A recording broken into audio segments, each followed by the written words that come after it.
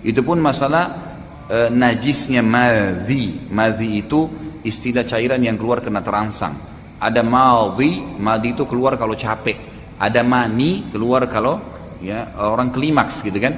Kalau madhi dan madhi itu tidak wajib mandi, cukup dibersihkan kemudian wudu gitu kan.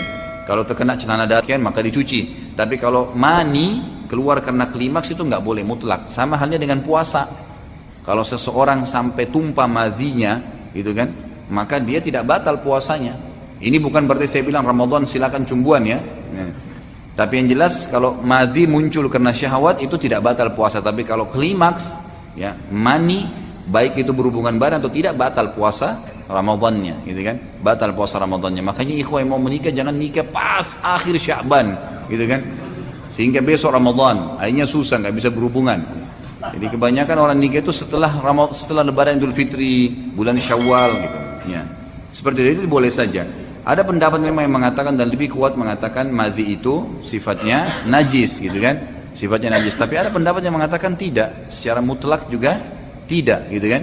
Karena ada yang keluar setelah madhi yaitu mani. Pendapat yang mengatakan madhi najis ya, mengatakan bahwasanya mani nggak najis. Padahal dari sumber yang sama, bahkan mani itu lebih kental. Memang dia pada saat klimaks, artinya madhi ini cuma pembukaannya saja. Mani semestinya yang lebih najis kan gitu. Itu secara rasional gitu, mestinya seperti itu.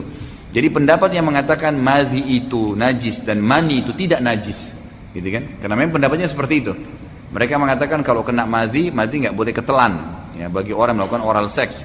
Kemudian kalau mani tidak najis karena ada hadis Bukhari yang menjelaskan bahwasanya Aisyah radhiyallahu anha pernah mengerik sisa mani di baju Nabi SAW yang sudah kering. Jadi tidak dicuci, tapi dikerik karena sudah kering, kemudian dipakai oleh Nabi SAW sholat baju itu. Dari sini ulama mengatakan berarti dia bukan najis yang tidak boleh untuk dipakai sholat. Kalau tidak kan berarti harus dikucek kan gitu. Tapi ini hadis itu menjelaskan. Kalau pendapat lain mengatakan tidak, madhi dan mani sama-sama dia sifatnya najisnya cuma maknawi, cuma secara makna saja. Dia najis di zatnya, seperti halnya najisnya alkohol. Dia najis di zatnya, tapi tidak menajiskan.